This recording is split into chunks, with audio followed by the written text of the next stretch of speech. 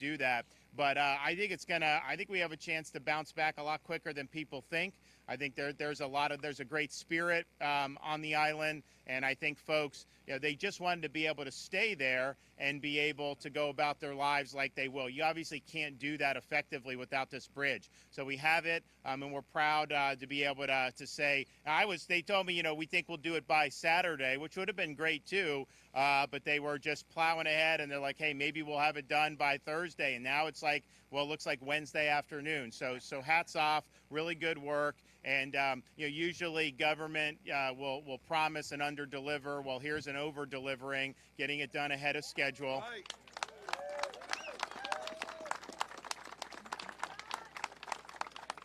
I was also just on Sanibel on the ground for the first time that I've had an opportunity. Obviously, we've been using search and rescue, and I did not want to detract from that. So they're now at a point they've been able to go over the island. So I went, and again, looking at it from the sky, even at close range, you obviously saw damage, don't get me wrong, but to be on the ground there, there's more debris, I think, on Sanibel than any place I've seen thus far in terms of what we've been able to do. Of course, there's a lot of vegetation there generally, so you understand why that would be something that would be the case. Some of the structures, some of these nice homes could withstand, but some of the older ones, there's really, really significant damage. I saw more damage to the power infrastructure on Sanibel than anywhere that I've seen, and maybe even more than Fort Myers Beach. I saw concrete utility poles snapped in half. I saw a lot of places where the lines were totally down. So that's going to require rebuilding that power infrastructure, and the debris removal effort is going to be really, really massive. So I had the mayor there, I told her, I was like, let us know what you need, but I think we need to get a lot of people on that island who can help with power and help with debris removal. And we need to do that before the causeway is fixed. We do now have has the contract been awarded? It's been executed. Okay, so we done on an emergency basis. They did a procurement for a contract to do like we did here at the Sanibel Causeway. Now that's a little bit more difficult fix because the damage was in multiple locations. Nevertheless, they feel confident that this will be done in October, they think? By the end of the month. By the end of the month. So we want to work forward on that. We want to be able to connect.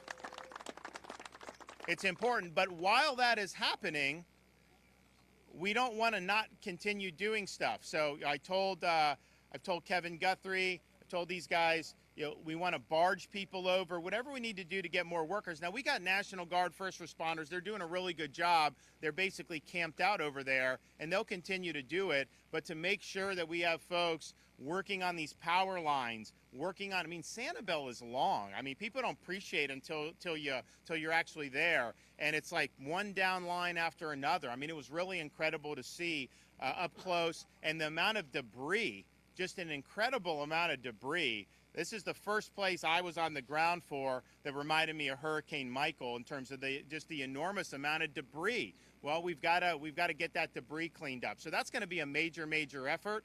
We're obviously going to be here to support that 100% because we know how important it is. But I'm just happy we're able to get this done. I definitely understood where people were coming from, and we wanted to make sure that they were not isolated or forced to even have to leave the island that they love. And so later today will be great. This is new. This is temporary.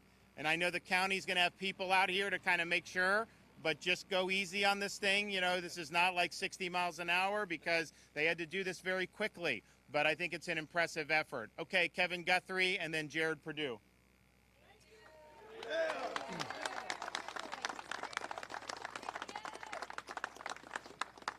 I want to thank the governor for his steadfast leadership. He's publicly said that I don't get any sleep until I get the power, fuel, communications restoration, bridges in conjunction with Jared done. But he's also calling me at 11 o'clock at night, first thing in the morning. This guy is not sleeping either. So he is here for all of the residents of Florida, especially those in this hardest impacted area. So again, Governor, thank you very much for what you're doing. I want to, things like, one of the titles that I get inside of this disaster is something called the State Coordinating Officer. So my job is to coordinate amongst state agencies to make sure that we have an all of Florida government approach and response. I've been doing this a while now at the state, about 4.5 years. I could tell you, in my experience over the last 4 years or so, there has not been a secretary, agency head group of individuals that have worked better together than in this disaster. I mean, that is unprecedented in my time in state government. I want to thank Jared. I mean, this guy's a rock star. He got out here when the governor gave him direction to come out here. He came out here. His chief of staff, Lita's around here somewhere directing traffic. I mean, you know, so it's been everybody from the very top all the way down, getting stuff done. This guy right here, Dane Eagle, he's working so hard to get your economic development back up and running. Yep. Jimmy Petronas over there somewhere. I hear him. I didn't see him. Okay. Jimmy Petronas and his urban search and rescue teams, they are here. And I thought I saw Mark Glass, Commissioner of FDLE. FDLE's response here, hundreds and hundreds of state law enforcement officers, if not thousands of state law enforcement officers here, and many, many others. So again, thank you, secretaries. Thank you, agency heads. Again, thank you, Governor. Let's get to the stats. More than 4,500 mission requests have been put in. Over 3,700 have been processed or completed. More than 34 million bottles of water have been distributed statewide. More than 9 million meals ready to eat, or MREs, shelf-stable meals, have been distributed statewide. More than 500 generators have been deployed. More than 500, with a couple of hundred more on the way. We want to take a moment just to say generator safety again. We have been very fortunate so far that the messaging has been heard, Governor, and we haven't, to my knowledge, Commissioner Glass, had a whole lot of carbon monoxide poisoning deaths. So that is good. That is very good. But continue to do that. Don't run generators underneath an open window. Do not run generators in a garage. We do not want that. Keep it far away from your house. Keep it elevated out of the water. Working with our contractor on the water for Lee County, I am happy to report that all water treatment plants that actually push water into distribution, all 13 are actually pushing water. All of them. Again, ahead of schedule, way ahead of schedule. Now, here's what's happening. You may turn on your faucet and it may not be the right PSI to come out of there. We've got anywhere from about 30 PSI to about 60 PSI in the system. That is by design because we don't want to blow pipes down what we call downrange, down to the homeowner. Just like electrical systems, you have big transformers and substations that feed into feeder lines that feed into residential lines. Same thing happens here. We don't want to pressurize the system to the point we cause more damage. So we're going to be bringing that back online, and start fixing distribution. That's where it goes to the home. We're going to fix that water line next. Our vendor, again, ahead of schedule in that area. I talked to several people this morning, Lee County Administration, Fort Myers Administration, Secretary Hamilton, who is not here, but let me tell you, he is deep in the weeds in the fight on DEP water quality issues, environmental issues, boats and things of that nature. He and his entire team are over the Lee County EOC right now, getting stuff done there. Talked with FEMA. Talk a little bit more about that in a minute. I have talked to every debris removal company that is involved in this incident. All debris removal companies have people in the field today removing debris. That is happening, including the islands. We are now on the islands as of yesterday, starting to remove debris in all areas. So I want to thank those debris vendors there. I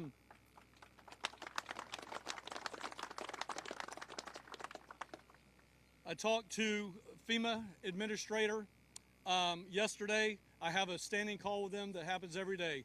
She encouraged her people to be proactive. Get bureaucracy out of the way, get politics out of the way, and be proactive. I'm happy to report that because of her proactivity with her team, they approved 60 days, our original request for Cat A and Cat B at 100%. We're still probably going to ask for additional, but proactively they did that on their own without a letter. So we are now covered at 60 days, Category A, Category B expenses, which is debris removal, emergency protective measures, for 60 days. So that we certainly appreciate FEMA's proactivity on that. I talked to the Ag Commissioner this morning. Ag losses are significant. She's reported that up through her, what we call emergency coordinating officer, Colonel Wiggins, and we're going to continue to work with Colonel Wiggins on that. But ag losses are significant. We're getting numbers on those. We'll hope to provide you those in the coming days. More than 200,000 IA, individual assistance registrations, have been done to date. More tens of millions, approximately $70 million, has been paid out by FEMA already. Again, people are being proactive, and we certainly appreciate that. I'll finish this out with how to apply for individual assistance to include FEMA's Blue Roof system. Homeowners and renters with insurance are still encouraged to apply for individual assistance. They can do one of the following: go to a disaster recovery center, go to a mobile registration intake center, which would be more like a bus, go to disasterassistance.gov. That's disasterassistance.gov. They can download the FEMA app, but if you're in any one of those situations where you just cannot do it, if you can at least get to a phone with coverage, you can call 1-800-621-3362. Again, that's 1-800-621-3362. FEMA anticipates that they may receive as many as 1 million registrations for this disaster. Please be patient. The lines may be loaded, they may ring busy. Continue to try to get through. Last, I'll end up with the Blue Roof system. The U.S. Army Corps' Blue Roof system has been turned on for multiple counties. You can go to our website. I'll also, at a future press conference, try to have those counties by list, but certainly here in Lee County and Charlotte County, I know for a fact the Blue Roof system has been turned on. That phone number is 1-888-BLUE. I'm sorry, I'm going to mess that up again. You would think it'd be Blue Roof, but it's not.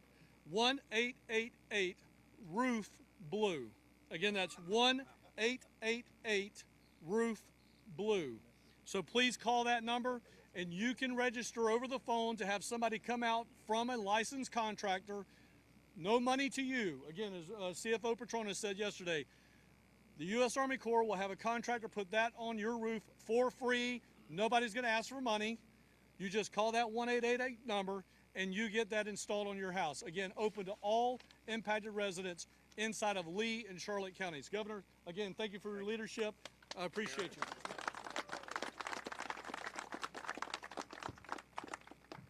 What an incredible honor to be able to serve this community in their time of need. We were so excited when Governor DeSantis asked us to step in, and I want to just mention that the governor has shown unwavering support every step of the way in responding to this storm. He's been there with us, making the tough decisions and providing the direction to move forward and do the things that are needed. And this is actually a county road. He didn't think twice about stepping in to help Lee County. And we've partnered very closely with Lee County to get this roadway to where it's passable again. So we're very excited to be here today. Hurricane Ian obviously caused havoc on these communities. It affected so many people, requires an urgent call for expertise, supplies, and support. As soon as the governor gave us the direction to work on this facility, we mobilized our contractor, AJ DeMoya. We mobilized our internal forces across the entire state. We have FDOT leadership here from all over the state working on this project to restore access to this community. As public servants, FDOT continues to make Florida families our focus and serve the communities every way we can. Within the first few days following the storm, cut and toss crews cleared almost 5,000 miles of state roads, and we inspected all accessible state-owned bridges throughout the state. On scene here today, you can see the amazing progress that dedicated crew members have done in a little over 50 hours, as they were determined to restore access to Pine Island as quickly as they possibly could.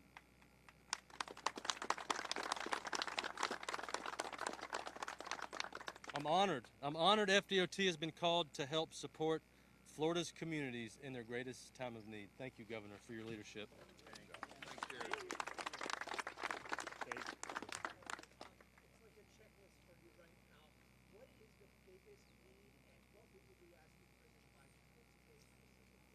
Well, that'll probably be determined after Kevin and I talk in the car ride over there. The 60 days is important. Like Kevin said, we may need more, and that's something that the president could obviously approve. Part of it is you have 30 days from the time basically the disaster was declared, and we were fortunate the White House declared this very quickly. I don't even think it was a tropical storm yet. We declared the state of emergency on the Friday before the storm. It was a disturbance, but people knew that it could grow, so we appreciated that quick action. And so the question is you have a storm, you have bridges severed, there's a lot of debris out there, but the clock has been ticking. Well, obviously, they're not going to be able to do a lot of debris removal when they don't have consistent access. Now this will happen better here. Sanibel, we have people over, but we need a lot more people. So I think having that, just to be able to let the community know categories A and B, get those reimbursements as they're doing it would be very, very helpful. So hopefully we'll be able to do that. But I also, the way we view it is like as governor, it's like, okay, we prepare for these things. There's all these different levers you pull. Local government does stuff. We do stuff. We obviously will push buttons for the feds, but we are willing to act at the state level. We are not asking that everyone do our work for us. This is a prime example of this. There was a need, so we acted. I've got a disaster fund that we created since I've been governor. I have FDOT money. I've got a massive surplus. So we're going to put that to use very quickly. And I think that's really what people want to see. Just get this stuff done and move forward. Sometimes the bureaucracy can paralyze this. And I will say, from local, state coordination, FEMA, there's been less bureaucracy holding us back in this one than probably anyone I've seen. One thing I think just generally that we're keeping an eye on, if you look at the power restoration, Lee County with FPL, they've got the vast majority of their customers. We now have massive numbers of linemen to help LCEC with those restorations. So you're looking at a community like Cape Coral. I saw the mayor here. That's tens of thousands of households that have been without. So we want to put those linemen to use, and let's get those folks back online as quickly as possible. Great news, though, on the water, because there was damage to these water mains, and so the fact that that's flowing, they'll get the pressure where it needs to be. But that is a huge thing. I mean, honestly, if you ask me what to go without, water or running water or power, I would rather have the running water because you can figure out ways to do the power, so you need to get that.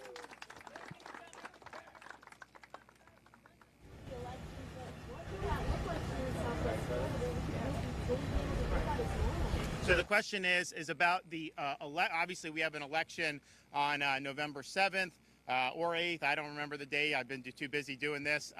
So yeah, obviously people are going to be able to vote. I think we still need to, I think the supervisor here is in the process of looking at all the precincts, figuring out, where you may have problems, and then they will propose a solution for the state of Florida. I want to keep it as normal as humanly possible. I think the more you depart, it just creates problems. But we do have precedent with Hurricane Michael. That hit closer to the election, but it was also a more narrow storm. I mean, you get hit in Panama City. If you were on Panama City Beach, you probably didn't have much damage at all in parts of the beach.